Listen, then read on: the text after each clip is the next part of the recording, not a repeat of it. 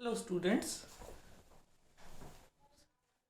नातेदारी और बंधुत्व व्यवस्था के अंतर्गत आज हम नातेदारी की श्रेणियों की चर्चा करेंगे। कैटेगरीज ऑफ किनशिप में Manisha Udawat, associate professor sociology, MLV government college Bhilwara, BA part third के सेकंड पेपर सोशल एंथ्रोपोलॉजी के अंतर्गत हम लोग नातेदारी का अध्ययन कर रहे हैं। और इसके पहले मैंने आपको नातेदारी का अर्थ और उसके प्रकार के बारे में बताया था, नातेदारी के आधार के बारे में बताया था कि जो नातेदारी या स्वजन व्यवस्था है वो रक्त संबंध और वैवाहिक संबंध से बनती है और कुछ मामलों में कल्पित नातेदारी भी होती है। तो इन सब से मिलकर जो एक सामाजिक संरचना बनती है उसको हम समझने की कोशिश कर रहे हैं। तो आज हम देखेंगे कि नातेदारी की श्रेणियां क्या है। नातेदारी की जो श्रेणियां हैं उससे हमारा मतलब होता है कि जितने भी सामाजिक संरचना की नातेदारी की जो सामाजिक संरचना है उसमें जितने नातेदार या रिश्तेदार होते हैं या जितने संबंधी होते हैं उन सब के साथ व्यक्ति का समान रूप से संपर्क नहीं होता, निकटता नहीं होती, घनिष्ठता नहीं होती। उसमें एक डिस्टेंस होता है, उसके कुछ नियम होते हैं। कुछ रिश्तेदार हमारे अधिक निकट होते हैं, कुछ उनसे और अधिक निकट होते हैं और कुछ बहुत घनिष्ठ होते हैं। तो इसको अगर हम समझना चाहें तो हम किस तरह से समझते हैं, तो जो एंथ्रोपोलॉजिस्ट हैं, जो मानव शास्त्री हैं, उन्होंने अपने अध्ययन करके और इसका कैटेगराइजेशन किया है। सबसे पहले हम लेते हैं प्राथमिक संबंधी। तो जो प्राथमिक संबंधी हैं वो कौन होते हैं? तो इसमें हम देखते हैं कि जो वे व्यक्ति जिनसे हमारा सीधा संबंध होता है या जिनके संबंध को प्रकट करने के लिए हमें और किसी संबंधी को बीच में नहीं लेना है, तो वे प्राथमिक संबंधी होते हैं। जैसे उदाहरण से आप समझ सकते हैं इसको कि जैसे पिता और पुत्र हैं, तो पिता और पुत्र का संबंध ऐसा है कि इसके बीच में और कोई नहीं है। पिता का पुत्र से सीधा संबंध है, प्रत्यक्ष संबंध है। पिता पुत्री, माता पुत्र, माता पुत्री, भाई भाई, भाई बहन, बहन बहन और पति पत्नी। तो इस तरह से जो प्राथमिक संबंधी है किसी भी किनशिप में, वो 8 प्रकार के प्राथमिक संबंधी हो सकते हैं, ऐसा मुर्डोक ने बताया है। मुर्डोक ने इस पर कैटेगरीज पर बहुत काम किया है। तो उन्होंने जो प्राथमिक संबंधी है उसमें रक्त संबंधी और वैवाहिक संबंधी को अगर हम लें तो इसमें विवाह संबंध तो एक ही आता है, पति पत्नी का, लेकिन ये दोनों एक दूसरे के प्राथमिक संबंधी होते हैं। और इनके बाद में जो संतान है, संतान का माता पिता के साथ, और जो संतान भाई या भाई बहन है उनका आपस में जो रिलेशन है, तो उसके आधार पर अगर हम देखें तो 8 प्रकार के प्राथमिक संबंधी हो सकते हैं, ऐसा मुर्डोक ने बताया। प्राथमिक के बाद में आता है द्वितीयक संबंधी। ये जो द्वितीयक संबंधी है, सेकेंडरी रिलेटिव्स, इसमें हम किसको लेंगे? तो मुर्डोक ने 33 प्रकार के द्वितीयक संबंध बताए। उन्होंने लिखा है कि जो प्राथमिक संबंधी हैं उनके जो प्राथमिक संबंधी हैं वो द्वितीयक संबंधी होंगे। मान लीजिए क व्यक्ति है, उसके जो प्राथमिक संबंधी हैं, उस प्राथमिक संबंधी के जो प्राथमिक संबंधी हैं वो क के द्वितीयक संबंधी होंगे। ठीक है, तो ये जो द्वितीयक संबंधी है इसमें आप ले सकते हैं जैसे चाचा भतीजा, मामा नाना नानी, सास ससुर, साला बहनोई, साली, देवर भाभी, दादा, ये इत्यादि। इस तरह के जो रिलेशन है, तो इसमें आप देख सकते हैं जैसे कोई व्यक्ति मामा है, तो एक व्यक्ति का जो मामा है तो भांजा साथ में हो गई। तो मामा और भांजा तब है जब मामा की बहन या जो भांजा है उसकी मदर वो बीच में है। ठीक है ना, तो मामा कोई व्यक्ति तभी बनेगा जबकि उसकी बहन का बच्चा होगा। तो ये सेकेंडरी कैटेगरी के अंतर्गत आएंगे इस तरह के सारे रिलेशन। तो 33 प्रकार के द्वितीयक संबंध मुर्डोक ने बताए हैं। इसके बाद में ये सेकंड कैटेगरी, यानी एक व्यक्ति प्राथमिक संबंधियों के साथ जितना घनिष्ठ है, जितना निकट है, उतना द्वितीयक के साथ नहीं होता। उनसे थोड़ा सा घनिष्ठता और निकटता कम हो जाती है। द्वितीयक के बाद में आते हैं आपके तृतीयक संबंधी। ज़्यादातर जो एंथ्रोपोलॉजिस्ट हैं उन्होंने तृतीयक संबंधी तक की गणनाएं की है, यानी नातेदारी की 3 श्रेणियां ही ज़्यादा प्रचलित हैं। लेकिन वैसे चतुर्थक, पंचम, षष्ठ तक आप निकाल सकते हैं, लेकिन उसके बाद में वो मीनिंगलेस हो जाती हैं, उसका अर्थ नहीं रहता। तो ज़्यादातर जो प्रचलित हमारे संबंधी होते हैं, जिन तक हम मेंटेन करते हैं या जिनके लिए नामकरण, संबोधन सब हमको मिलते हैं, वो तृतीयक संबंधी तक मिलते हैं। ये जो तृतीयक संबंधी हैं, इसमें हम किसको लेते हैं कि जो हमारे या किसी व्यक्ति के द्वितीयक संबंधी हैं, उन द्वितीयक संबंधियों के जो प्राथमिक संबंधी हैं वो तृतीयक संबंधी कहलाते हैं। ठीक है ना। तो इसमें तृतीयक संबंधी में मर्डॉक ने लगभग 151 प्रकार के तृतीयक संबंधों का उल्लेख किया है। एक उदाहरण हम लेते हैं, जैसे पितामह, यानी किसी व्यक्ति के दादा के पिता, जिसको आप परदादा भी कहते हैं या परनाना भी कहते हैं, प्रपौत्र कहते हैं, प्रपौत्री, परदोहित्री। तो ये सब क्या है? तृतीयक संबंधी है। तो रक्त संबंधों में भी हम इसको देख सकते हैं, और वैवाहिक संबंधों के आधार पर जो तृतीयक संबंधी बनते हैं उसको भी हम इस तरह से गणना करके देख सकते हैं।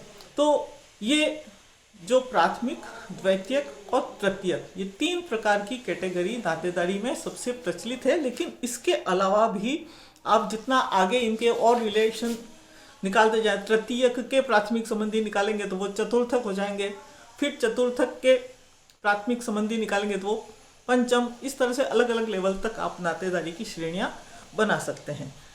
तो ये जो नातेदारी की श्रेणियां और ये पूरी एक श्रृंखला हमारी बन जाती है, और इस तरह से हम नातेदारी की श्रेणियों को समझ सकते हैं। अब हम देखते हैं कि जितने नातेदारी संबंध होते हैं उन सब के संबोधन का या उनको व्यक्त करने के क्या तरीके हैं। तो इसको हम किनशिप की जब स्टडी करते हैं तो उसमें हम कहते हैं नातेदारी संज्ञाएं। ठीक है ना। तो नातेदारी संज्ञाएं, संबंध संज्ञाएं, और इसको आप नातेदारी टर्मिनोलॉजी भी कह सकते हैं, किनशिप टर्मिनोलॉजी। तो ये भी बहुत इम्पोर्टेंट है, खास करके जब हम एंथ्रोपोलॉजी और आदिम समाजों का अध्ययन करते हैं तो सोशल स्ट्रक्चर को समझने में ये नातेदारी संबंध संज्ञाएं जो है ये बहुत कुछ हमें ज्ञान प्रदान कर देती हैं। तो इनका हम देखेंगे कि ये कितनी प्रकार की होती हैं और इसका यूज़ क्या है, इसका उपयोग क्या है, इसका एंथ्रोपोलॉजी में इम्पोर्टेंस क्या है।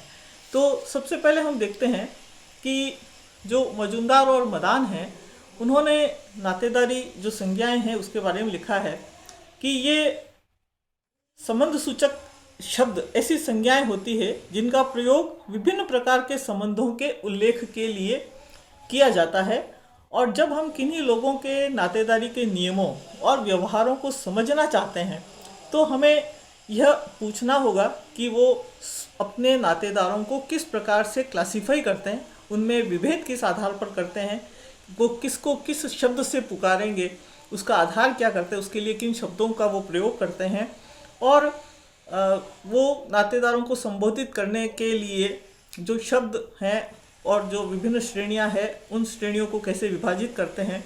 तो इन सब चीज़ों का ज्ञान प्राप्त करने के लिए ये जो नातेदारी संबंध संज्ञाएं हैं ये हमें हेल्प करती हैं। मुख्य रूप से अगर हम अलग अलग प्रकार की नातेदारी व्यवस्थाओं में किस प्रकार की संबंध संज्ञाएं मिलती है तो हम देखें तो उसमें 2 प्रकार मिलते हैं।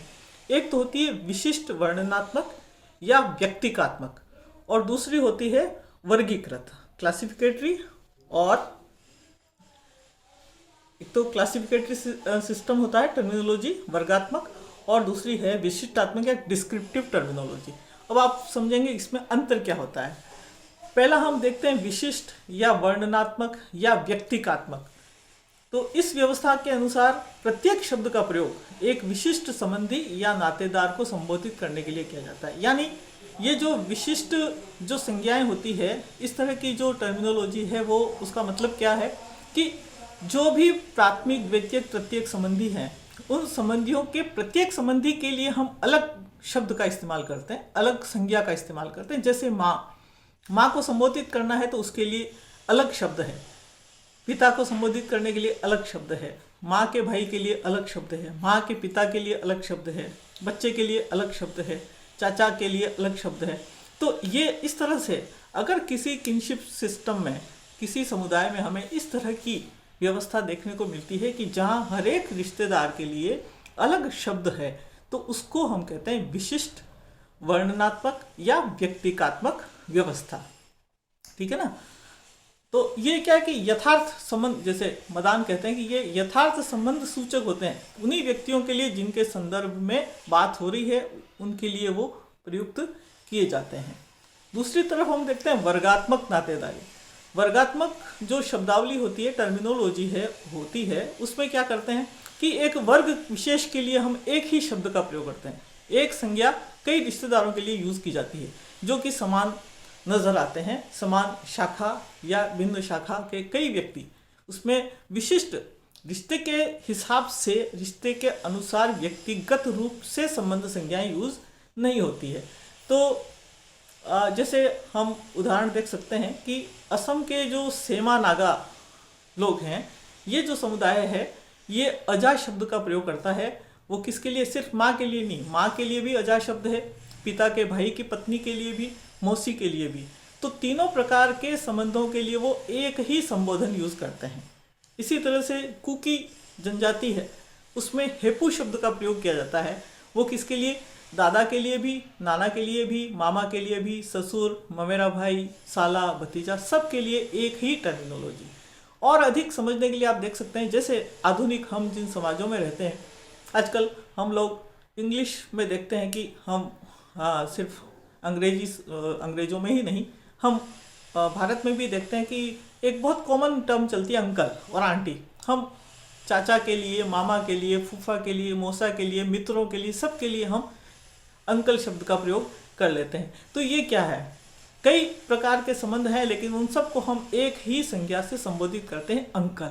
तो एक वर्ग पूरा हमने बना दिया और उस वर्ग के लिए हम एक टर्म यूज कर रहे हैं। ऐसा नहीं है कि कोई मित्र है तो उसके लिए अलग शब्द है, कि जैसे इंडियन जो किनशिप टर्मिनोलॉजी है उसमें हम देखते हैं कि हमारे यहाँ चाचा, मामा, फूफा, मौसा सबके लिए अलग है, लेकिन इंग्लिश में सबके लिए एक ही है, अंकल। तो वर्णनात्मक और वर्गात्मक नातेदारी दोनों में इस तरह से हम डिफरेंस कर सकते हैं। और कहने को तो ये बहुत ही सिंपल सी बात लगती है कि क्या फ़र्क पड़ता है कि हम व्यक्तिगत रूप से संबोधित करें या किसी पूरे ग्रुप के लिए एक शब्द का इस्तेमाल करें, लेकिन इसकी अपनी इम्पोर्टेंस है। जब हम किनशिप जो नातेदारी को समझने और ख़ास करके मैरिज और फैमिली, इनकी उत्पत्ति को, इनके विकास को समझना चाहते हैं, उस समय ये शब्दावली हमें हेल्प करती है कि किस समुदाय में किस तरह की शब्दावली प्रचलित है, तो उसके अनुसार वहाँ की नातेदारी व्यवस्था कैसी होगी, वहाँ विवाह का प्रकार कैसा होगा, वहाँ परिवार का प्रकार कैसा होगा, विवाह के कौन से प्रकार वहाँ पर प्रचलित होंगे। तो इन सब को समझने में हमें ये नातेदारी जो शब्दावली है, ये बहुत बड़ा सहायता करती है। इसका इस तरह से बहुत महत्व हमें दिखाई देता है। ठीक है, तो आज हमने समझा कि जो नातेदारी व्यवस्था है, उसमें हम नातेदारों का श्रेणीयन कैसे कर सकते हैं, फिर उनके लिए किस प्रकार की संबंध संज्ञाओं का हम उपयोग करते हैं और उसकी इम्पोर्टेंस किस तरह से हमें दिखाई देती है। Thank you.